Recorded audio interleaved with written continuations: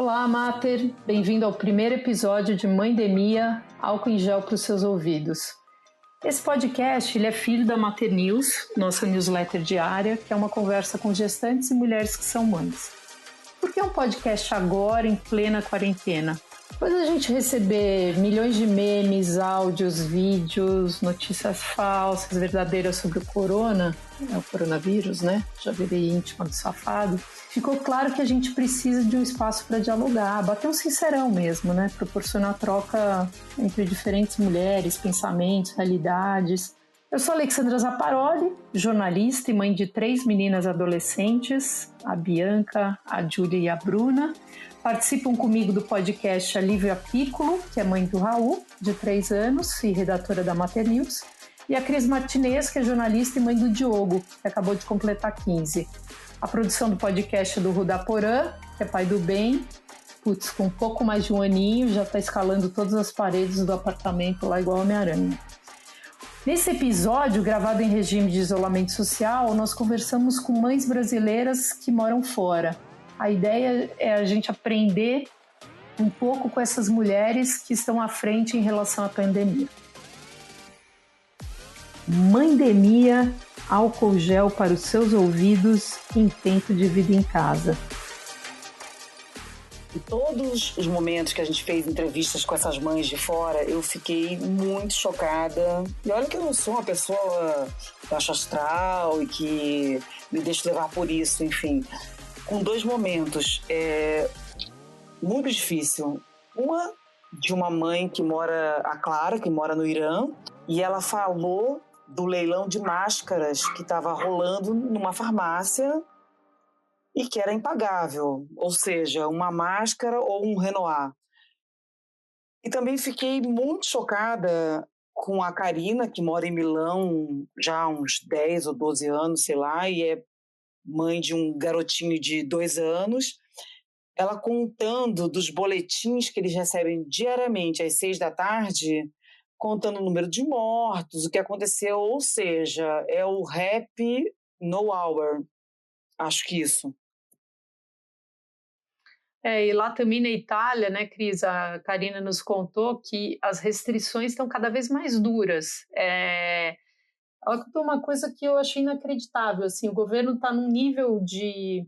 Então tem um descontrole, em parte, em relação à epidemia, mas eles estão controlando todos os telefones celulares, vendo os celulares que circulam, e chegaram à conclusão que 40% dos celulares ainda circulavam fora das suas áreas de residência.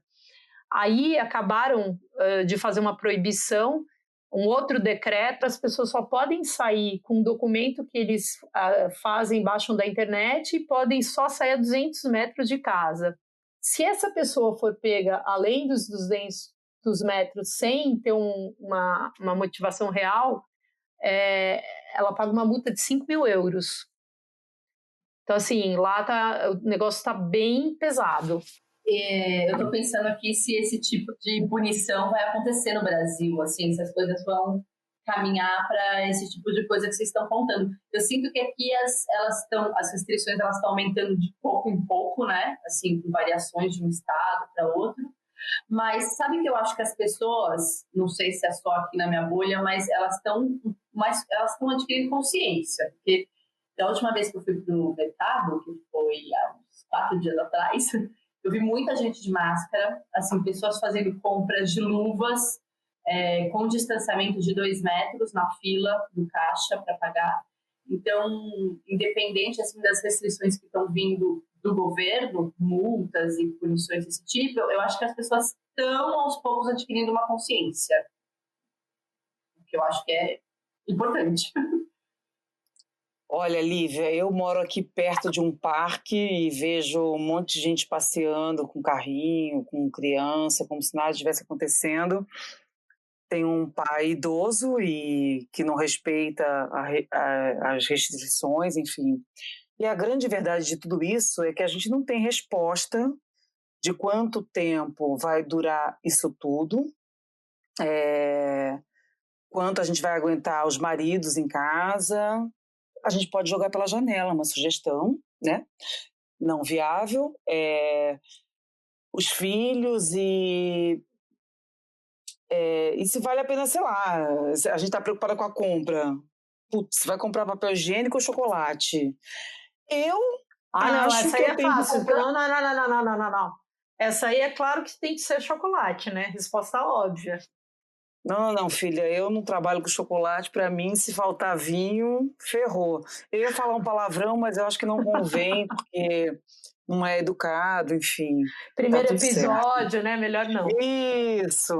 E para você, Lívia, o que não pode faltar? Olha, para mim não pode faltar paciência, que não vende na prateleira do supermercado, porque o Raul vai fazer 4 anos e ele não entende ainda direito toda essa situação, a escola parou de repente, e ele demanda, né? E aí, demandas do Raul, da casa, do trabalho, equilibrar tudo, precisa de muita paciência.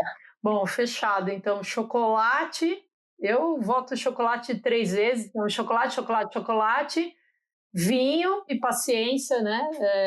Para todas nós. Bom, apesar de a gente ter que lidar com tempos tão tensos, né?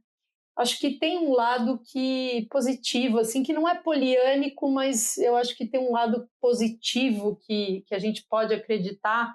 A gente vai sair dessa loucura toda melhor do que a gente entrou, né? Pelo menos esse é um propósito desse podcast, assim, trazer histórias que a gente nos inspire, que a gente aprenda alguma coisa, que a gente se divirta um pouco, que a gente ri, chore, enfim, é um pouco dar uma descontraída dentro desse cenário caótico, que é verdade uma coisa que a gente nunca viveu, que é um isolamento social.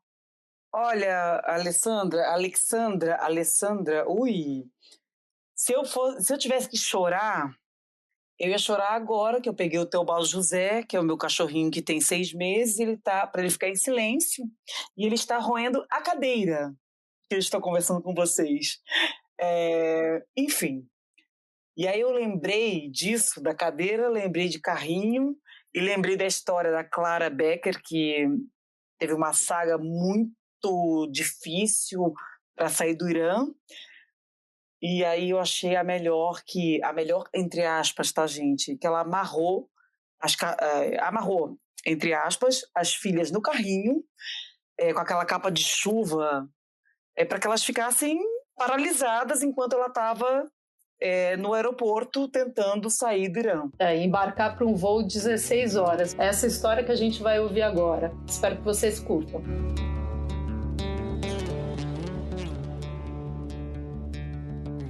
Agora o papo é com a jornalista Clara Becker. Ela tem 34 anos, ela tem 2 menininhas, a Flora de 4 e a Ana de 3 anos.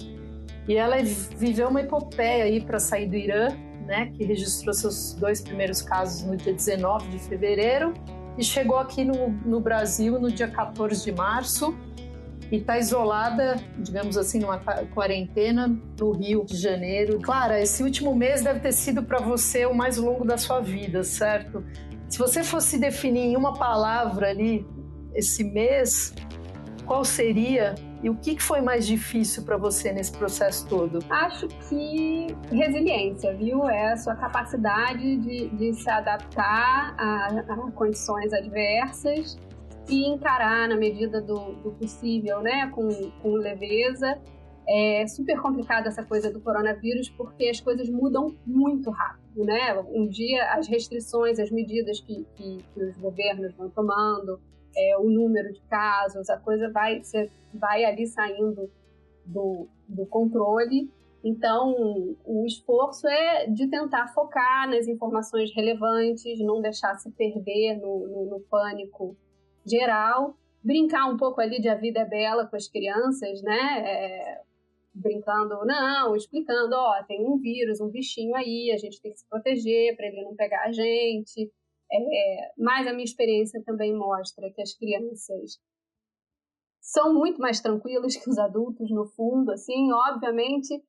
O que eu percebi, eu cheguei a ficar 3 semanas confinada em casa, né? Mas, assim, tem dias melhores e tem dias piores. O negócio é um pouco cíclico, não é linear. Então, não é tipo, hoje foi um dia ruim, vai ladeira abaixo. Não. Não é começar, as crianças depois de uma semana elas começaram a ficar um pouco ali, teve um dia que elas ficaram mais irritadiças, brigaram mais, porque irmão é outra encrenca, né? Porque irmão confinado, aí rola briga entre os irmãos. Aí, nossa, invejo quem tem filho único agora, porque você fica ali o tempo todo tendo que intermediar a briga de irmão, no meu caso das meninas, né, das irmãs. Uma coisa que foi uma estatística que eu me apeguei muito a ela, que já é comprovado que as crianças, não só elas têm sintomas mais leves do coronavírus, mas elas contraem menos, né? Elas são menos propensas a contrair o vírus. Então, isso é uma tranquilidade. Qual foi o entendimento delas, assim? Qual que é o entendimento delas? Porque elas são bem pequenininhas, né? 4 e 3 anos. Elas entenderam alguma coisa de coronavírus? Alguma coisa elas entendem, sim. A minha filha de 4 anos ficou super intrigada com essa coisa do vírus ser invisível, mas como assim que ela não vê? Não, mas mamãe, eu tomei banho, eu tô limpa, não tem vírus nenhum em mim, assim, né?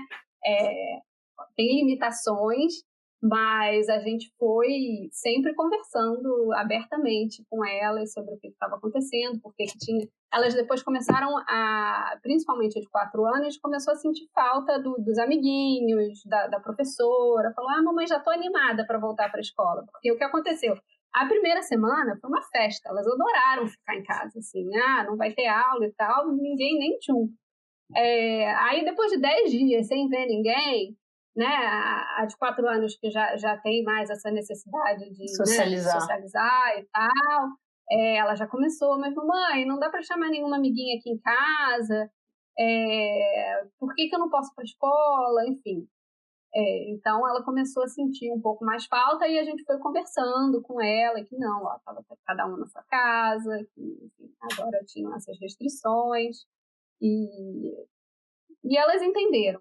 E o que foi mais difícil nesse processo todo, nessa saga aí de volta para o Brasil? Quando começou no Irã, ainda não tinha nada aqui no Brasil, né? A verdade é que em um mês aí o negócio acabou chegando aqui. E eu estava lá confinada num apartamento, depois fecharam, aí tinha a piscina do prédio, mas depois fecharam também a piscina do prédio, que na primeira semana a gente foi. E Teherã é uma cidade super poluída, também não é bom ficar muito tempo ao ar livre, porque tem essa questão da poluição. E no Brasil a gente tinha uma perspectiva de conseguir sair, né? Obviamente a gente chegou aqui, tudo já tinha mudado, mas a gente achava que a gente estaria melhor no Brasil. E eu cheguei a traçar vários planos de fuga. Primeiro eu queria sair pela Turquia, aí fechou a fronteira com a Turquia. Depois, não, vamos pelo Azerbaijão, aí fechou a fronteira com o Azerbaijão. Aí a gente conseguiu um voo pela Itália. Aí o pessoal no Brasil falou, meu Deus, vocês vão pela Itália! Só que assim, naquele momento o Irã estava muito pior que a Itália. Só que como os casos no Brasil tinham vindo da Itália, o pessoal ficou com a impressão de que a Itália estava pior. Hoje em dia a Itália está pior, né, em número de casos, está numa situação bem mais crítica do que o próprio Irã. Mas ele falou, não, tudo bem, a gente faz dupla quarentena, né? Os 14 dias do Irã, 14 dias da Itália, depois de 28 dias a gente vê todo mundo e tal. Aí o voo para a Itália também foi cancelado, as coisas lá pioraram. E finalmente a gente conseguiu vir para o Brasil pelo Catar. E aí começou, né? Como é que eu vou fazer com 2 crianças de 3 e 4 anos que adoram se esfregar no chão, lamber corrimão, tocar em tudo, cumprimentar as pessoas? Como é que eu vou fazer com essas crianças em aeroporto e avião? Porque foi a grande janela de exposição aí que a gente teve ao vírus. Porque até então elas estavam dentro de casa sem sair, sem contato com praticamente ninguém, não tinha muito risco, né? Banheiro de aeroporto, banheiro de avião. Nossa, tenso. Pois é. Aí eu botei elas no carrinho, eu falei, guerra é guerra, né? Amarrou no carrinho, foi isso? Amarrei no carrinho e botei uma capa de chuva. Não, eu amarrei no carrinho e botei uma capa de chuva em cima de cada carrinho. Você tá brincando de vida bela. Aí eu falei, cara, não importa, elas vão gritar, vão reclamar, podem protestar à vontade, mas não vou soltar do carrinho de jeito nenhum, não vão tocar em nada. E aí eu dei até sorte, porque elas dormiram no Irã, que era o lugar que eu estava mais preocupada, porque realmente são muitos casos. Felizmente elas dormiram no caminho, no táxi, elas dormiram, aí botei no carrinho, ninguém acordou, enfim. Você veio sozinha com elas ou com seu marido? Não, eu vim com o meu marido e com a nossa babá, né? A gente tem uma babá que super corajosa, que se mudou com a gente pro Irã, e a gente, enfim, não podia deixá-la lá, obviamente. Ela veio aqui com a gente. Doha, São Paulo, é um voo de 16 horas. Uau, né? caramba! E aí... E foi um voo diurno de 16 horas. Então, diurno e, bom, 16 horas não é nem completamente diurno, né? Aí é isso, é guerra. Vai ver quanta televisão quiser no avião, entendeu? Não é momento de você ficar pensando que elas tinham que estar fazendo atividades educativas ao invés de ver desenho, né? E todo mundo de máscara no voo? As pessoas são sem noção, né? Aperta a criança fofa e tal. Teve um comissário que apertou a bochecha das meninas, e todas bonitinhas. Pô, pelo amor de Deus, tá recolhendo copo de todos os passageiros desse avião, super tenso, todo mundo de máscara, sabe? Você via uma pessoa espirrava, outra tossia, todo mundo já ficava, né, de cabelo em pé, olhava imediatamente, mas assim... Evitem, né? Podendo evitar. É que pra gente realmente vale a pena o risco. A gente está agora numa casa de campo, que tem piscina, que tem quintal, ar livre. Faria de novo, mas podendo evitar aeroporto e avião com criança pequena, o ideal é que você evite. Clara, uma dúvida, assim, quanto tempo, que eu já esqueci, quanto tempo levou do momento que vocês decidiram sair até vocês conseguirem? Essa maratona durou quanto tempo? Foram 3 semanas. E você não surtou? Eu tive momentos difíceis ali, né? Como eu estava vendo que as coisas estavam mudando muito rápido, eu estava tentando não levantar muitas expectativas, que também é chave para essa situação toda, é você não criar expectativas. Não cria expectativa de quando vai acabar. Isso me ajudou. Eu tenho uma amiga que está na China e ela já estava, né, quando começou no Irã, ela já estava 5 semanas confinada. Então eu sabia que, assim, eles disseram que seria 1 mês, mas possivelmente não, né? E provavelmente não. O que me baqueou mais foi quando o nosso voo para a Itália foi cancelado e aparentemente não tinha nenhum outro voo. Então, tiveram ali umas 48 horas que eu realmente achei que eu estava presa no Irã, que eu não ia conseguir sair, e esses dias foram difíceis. E aí, depois, mesmo depois, quando a gente conseguiu de novo uma passagem, abriu vaga em voo, porque o Catar começou a exigir quarentena para quem chegasse do Irã. Então, acho que algumas pessoas desistiram de ir para lá para fazer quarentena, não ter onde fazer quarentena e tal. Então, abriram vagas ali naquele voo. Essa troca internacional aí de informações me pareceu ser bastante importante, porque você aprende com uma pessoa que já está passando por esse problema há mais tempo que você. E assim, como é que vocês se viravam ali para comprar as coisas? Teve esse estresse de... Porque 2 filhas pequenas, tudo bem que tem a babá, mas assim, de desinfectar tudo, Como é que foi isso? O estresse de ir ao supermercado, que é um cenário, né, de pânico e terror. As pessoas estavam realmente ali abastecendo, prontas para o apocalipse, então você fica um pouco assustada, mas quando você vê que de fato não houve, pelo menos no Irã, até eu sair, não tinha tido um desabastecimento. No Irã, o que aconteceu? Tinha uma pessoa que tirava a sua temperatura antes de você entrar no supermercado, e aí tinha um outro funcionário que limpava o carrinho, que você ia segurar ali, né, no negócio carrinho. Ele limpava o carrinho, desinfetava com álcool, depois ele te dava uma luvinha. Então, assim, isso te traz uma certa segurança. A grande maioria das pessoas estavam usando máscara nos supermercados. E aí, depois, chegando em casa, desinfetar todas as sacolas, né? A gente tinha um borrifador lá com álcool e tudo da porta para fora a gente desinfetava as sacolas, as embalagens, a comida a gente, né, botava em molho com água sanitária, mais tempo, enfim. Chegou a faltar produtos, tipo máscaras, álcool gel? Sim, aí é que nem aqui. No primeiro dia, impressionante, eu não consegui comprar. No primeiro dia que anunciaram o coronavírus, no dia seguinte você já não encontrava nem máscara, nem álcool em gel e nem luvas. Foi uma coisa... eu passei em 5 farmácias diferentes e não achei. Aí uma amiga minha me ligou para contar que o marido dela tinha ido na farmácia, o farmacêutico estava leiloando as coisas, literalmente, quem desse mais Nossa. levava. Ele estava leiloando o álcool e as máscaras, o marido dela levou as máscaras. E como que foi, você falou em governo, como que estar num lugar que você desconfia das informações, né? Não tem certeza se as estatísticas estão corretas. Eles acabaram há poucos dias, sei lá, libertar 85 mil presos, né? Vários funcionários do governo morrendo vítima do corona. Como é que é essa relação? É complicado. O governo autoritário você tem muita desconfiança, né, nos números oficiais. É diferente na Europa ou enfim, nos Estados Unidos. Se eles dizem que tem 300 casos, você vai acreditar que tem 300 casos. Mas no Irã as coisas começaram mal. Eles anunciaram que tinham 2 mortes, não tinha nenhum caso. O Irã chegou a ter 100% de letalidade da doença porque eles confirmaram, né, as 2 primeiros casos confirmados já eram pessoas que tinham morrido. E aí, enfim, e aí os números não iam batendo, as pessoas iam fazendo conta, eles diziam que tinham 4 mortes e 18 casos confirmados. Aí eles falam, olha, mas se a doença tem 2% de letalidade, se tem 4 mortes, é uma questão matemática, é impossível ter menos de 200 pessoas infectadas.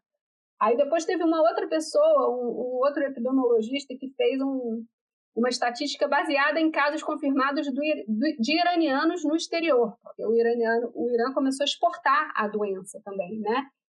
Todos os países ali vizinhos que tiveram casos confirmados eram iranianos que tinham ido, né, para o Iraque, para o Líbano, até para o Canadá. Então, e aí, com base no número de casos confirmados fora do Irã, chegou-se à conclusão que lá já tinha pelo menos uns 15 mil casos.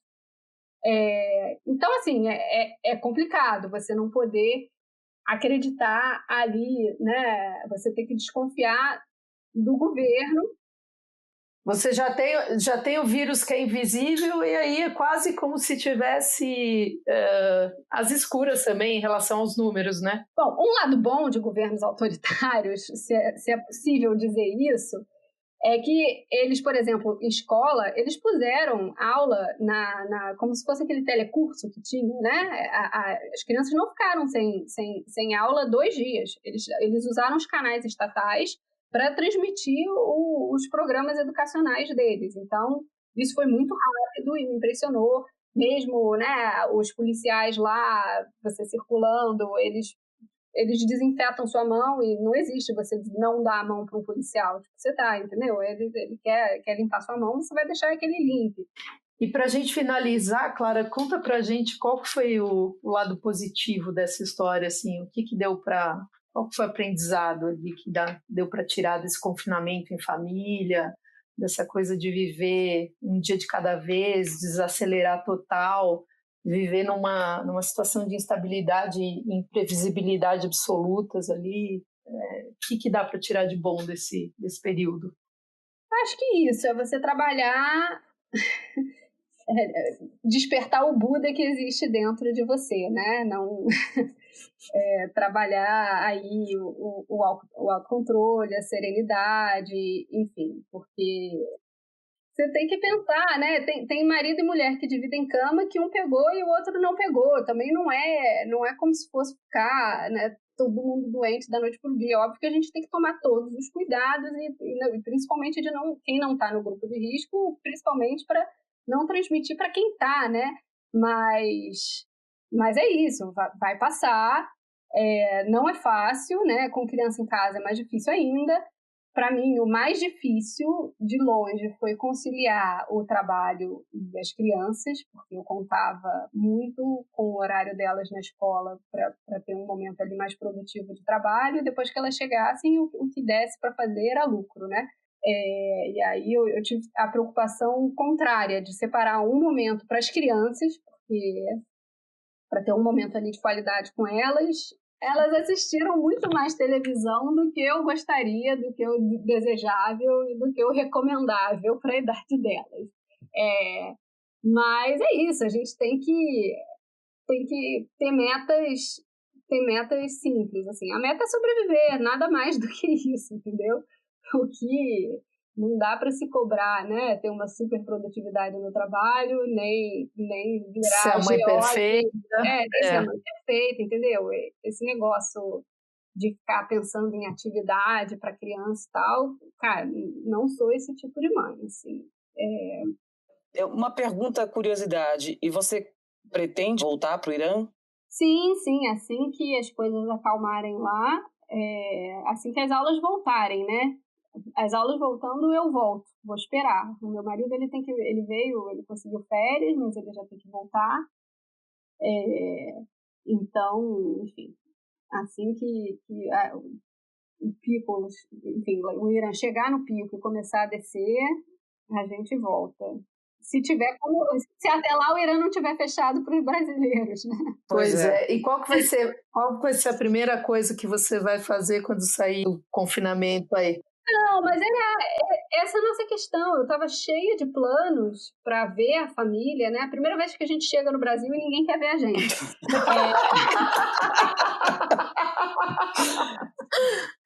E eu estava cheia de planos para encontrar, pelo menos com os avós, com os primos. As crianças, elas são fascinadas pelos primos e agora tá complicada essa logística, né? Os avós de grupo de risco, aí se encontrar com os primos, não pode ver os avós, aí vai ter uma triangulação de quarentenas. Tô achando que corre o risco até da gente ficar aqui, mas assim, pra gente, como eu tava num apartamento e agora eu tô numa casa, pra mim já valeu. Mas vamos ver, espero conseguir ver pelo menos um pouco da família.